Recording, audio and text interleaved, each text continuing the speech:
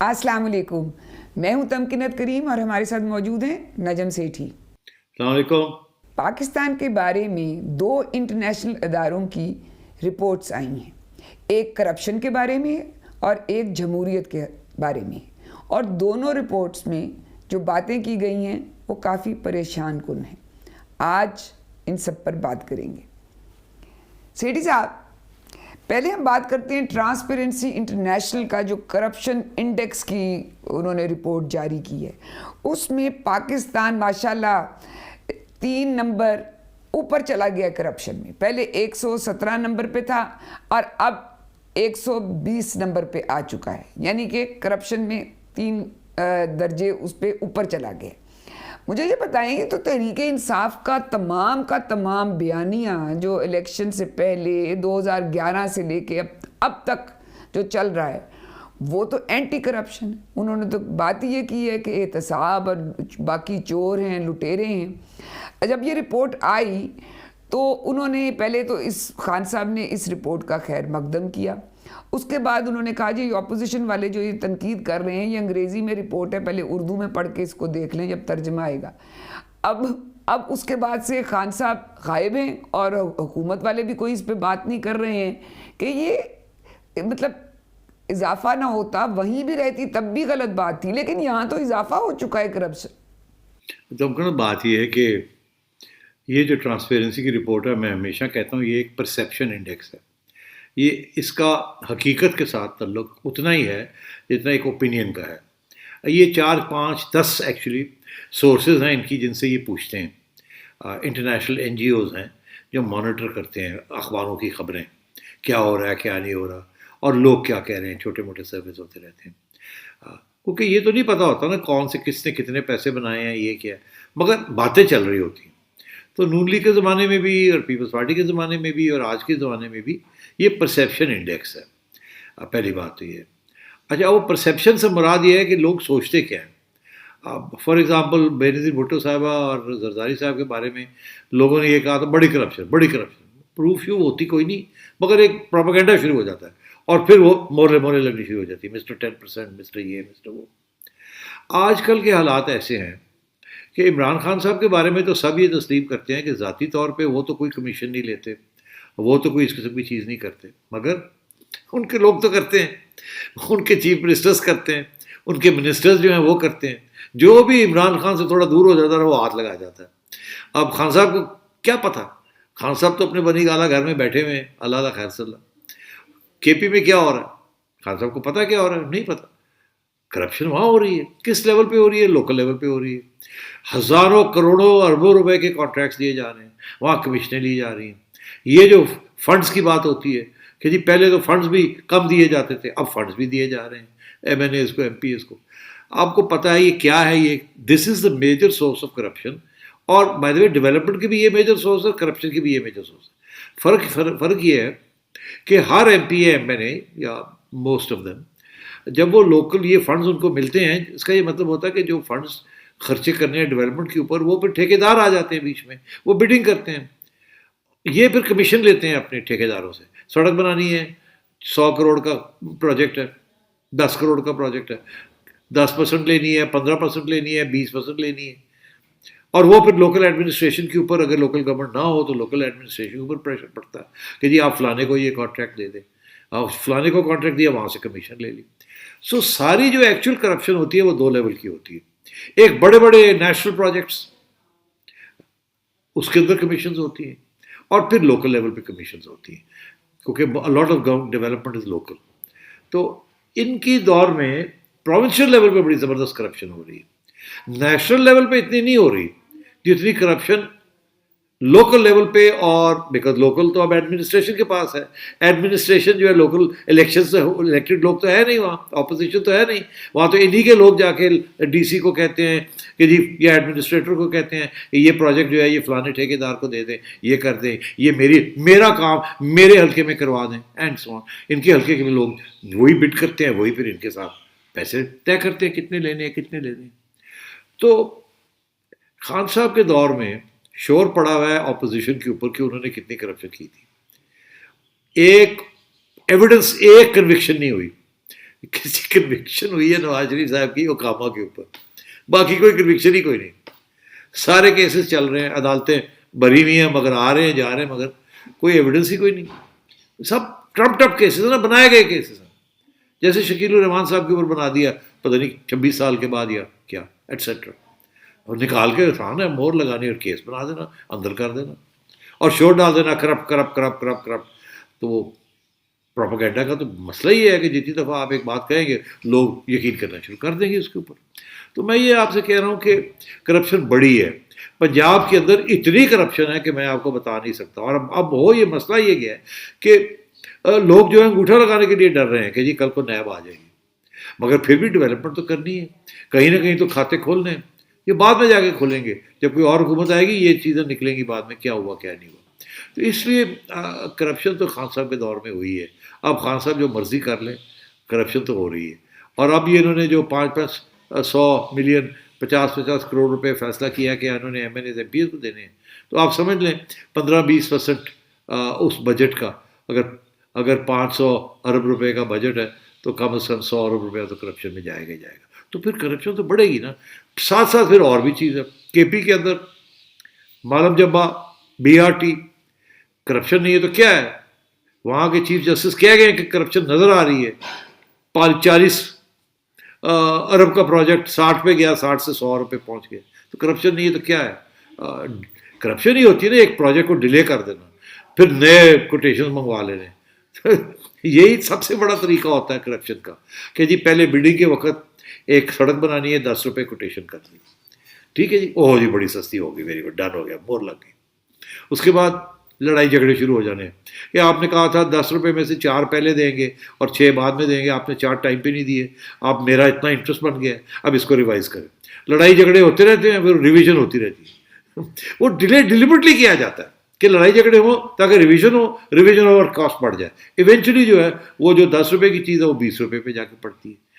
اس سے بیوروکریسی بھی ملی ہوئی ہوتی ہے، منسٹر بھی ملے ہوئے ہوتے ہیں، کنٹریکٹر بھی ملے ہوئے ہوتے ہیں. تو that is what is happening under Imran Khan. یہ کہتے ہیں جی کہ میں کرپٹ نہیں ہوں،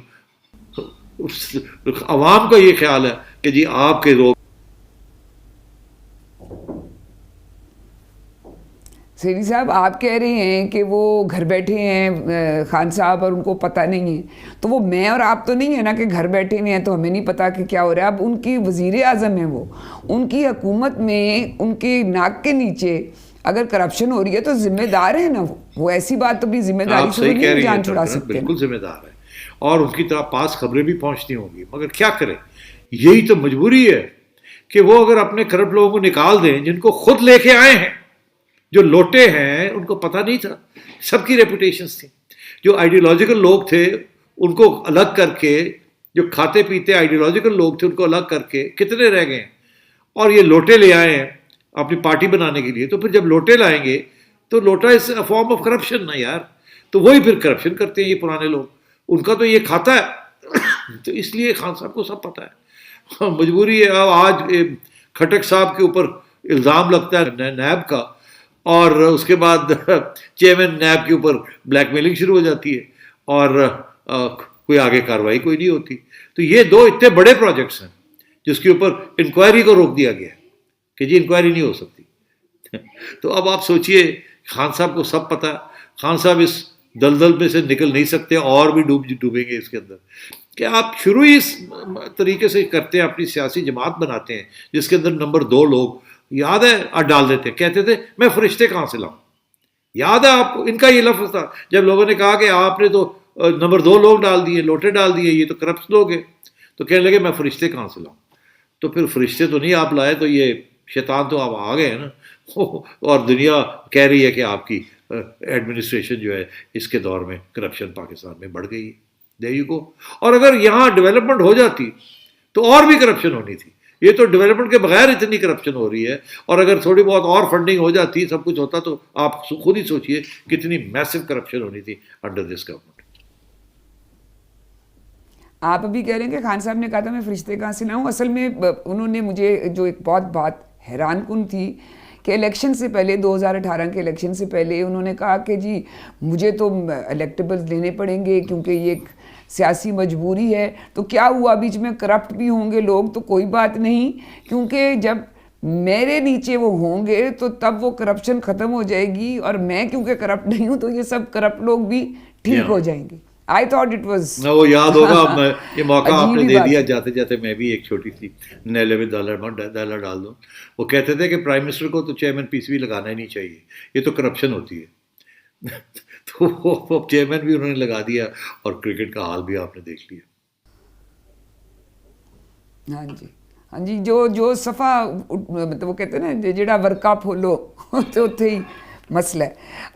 چلیں جی اب دوسرے مسئلے پہ آتے ہیں. جو دوسری رپورٹ آئی ہے اکانومسٹ انٹیلیجنس یونٹ کی, جو ڈیموکریسی انڈیکس ہے, یعنی کہ ایک اس کا جمہوریت کا انڈیکس ہے, اس پہ پاکستان کا نمبر 105 ہے.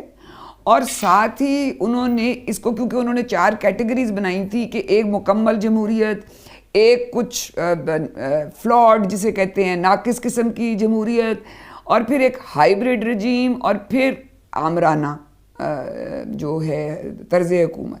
پاکستان کو انہوں نے ہائیبریڈ رجیم میں ڈالا ہے. اور مزے کی بات یہ ہے کہ جو بنگلہ دیش ہے وہ 76 نمبر پہ, اور پاکستان 105 نمبر پہ. یعنی کہ اب ہم یہاں کہاں آ کے کھڑے ہو گئے ہیں کہ ارد گرد کے ملکوں سے بھی سب سے ہم بہت پیچھے رہ گئے ہیں جمہوریت کے حوالے سے. ٹمکنز یہ تو اب خود تسلیم کرتے ہیں کہ یہ آدھی فوج کی حکومت ہے اور آدھی الیکٹڈ حکومت ہے. تو وہ ہائیبریڈ ہی ہو گئی نا, تو جمہوریت کہاں رہی؟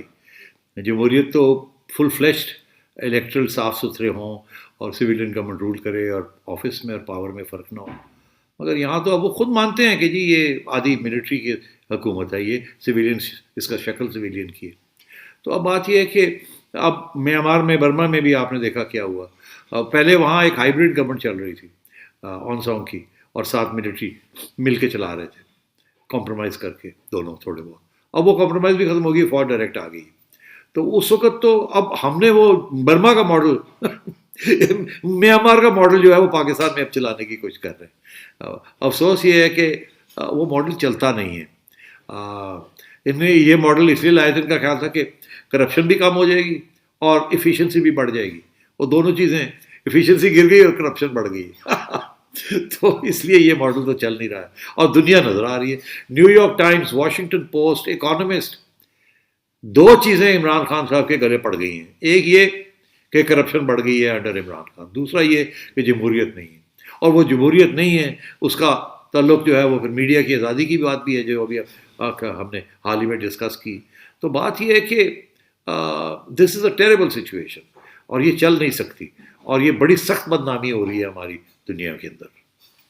پر سیٹھی صاحب مجھے یہ بتائیں کہ خان صاحب اتنے عرصے سے جب بھی بات کرتے ہیں تو وہ مغربی جمہوری ملکوں کی مثالیں دیتے ہیں کہ میں تو ویسٹ میں رہا ہوں اتنا عرصہ اور مجھے پتہ ہے, اور بات بات پر وہ مغربی جمہوریتوں کی مثال دیتے ہیں.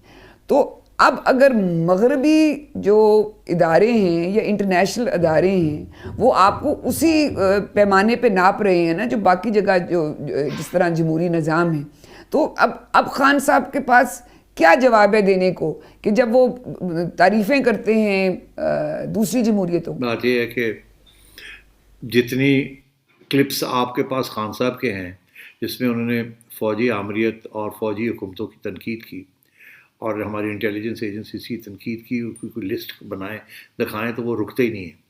میاں نواز شریف صاحب نے تو بات ہی کچھ نہیں کی کمپیئر ٹو عمران خان, جو باتیں کرتے رہ گئے. اگر آج جو صورتحال ہے وہ آپ کے سامنے ہے, تو یہ انفارچونیٹ ہماری بدقسمتی ہے کہ عمران خان جیسا بندہ جس کے بارے میں یہ کہا جاتا تھا کہ صاف شفاف جھوٹ نہیں بولتا, اب وہ ایسے ہے جیسے کہ ہر بات جو ہے اس میں دوگلا پن ہے. اور کیا یہ پاور کا یہ تقاضا ہے کہ جھوٹ بولیں, اور survival is the most important thing. کہتے تھے کہ اگر میں محتاج ہو گیا فوج کا تو میں 1 دن نہیں رہوں گا. کہتے تھے اگر میں چلا نہ سکا حکومت تو میں چھوڑ کے آ جاؤں گا. تو کہاں گئیں وہ باتیں؟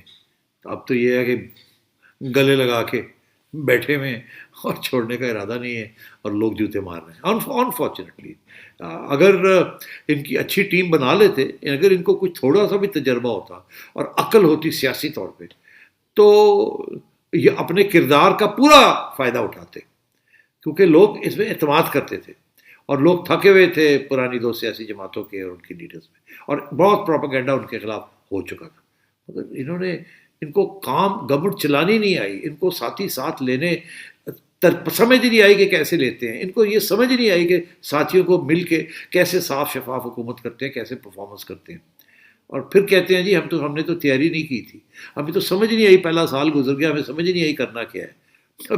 اس سے پہلے کہتے تھے کہ ہم پورا تیاری ہے ہماری، ہمیں ہر بات کا پتہ ہے، اب کہتے ہیں جی ہمیں بریفنگ ہی نہیں ہوئی، ہمیں پتہ ہی نہیں چلا، ہم تو نادان تھے۔ ایسے تو نہیں ہوتا نا، اگر یہی کرائٹیریا ہے تو جنہوں نے 30 سال حکومت کیے دے دیں ان کو، اور 30 سال کر لیں گے وہ۔ جی سیٹھی صاحب، یہ بات آپ نے بالکل ٹھیک کی کہ جو ان کا بنایا گیا تھا اور جو لوگ سمجھتے تھے اور اعتماد کرتے تھے، تو واقعی بہت سے لوگوں نے تو آفر بھی کیا کہ جی ہم آپ کے لیے یہ بھی کرنے کو تیار ہیں اور یہ بھی کرنے، تو یہ تو واقعی حیرانگی کی بات ہے کہ وہ اس ساری پازیٹیو جو ان کو سپورٹ مل رہی تھی اس کو وہ یہ چینلائز نہیں کر سکے۔ آج کے پروگرام میں اتنا ہی، آپ سے پھر ملاقات ہوگی، خدا حافظ۔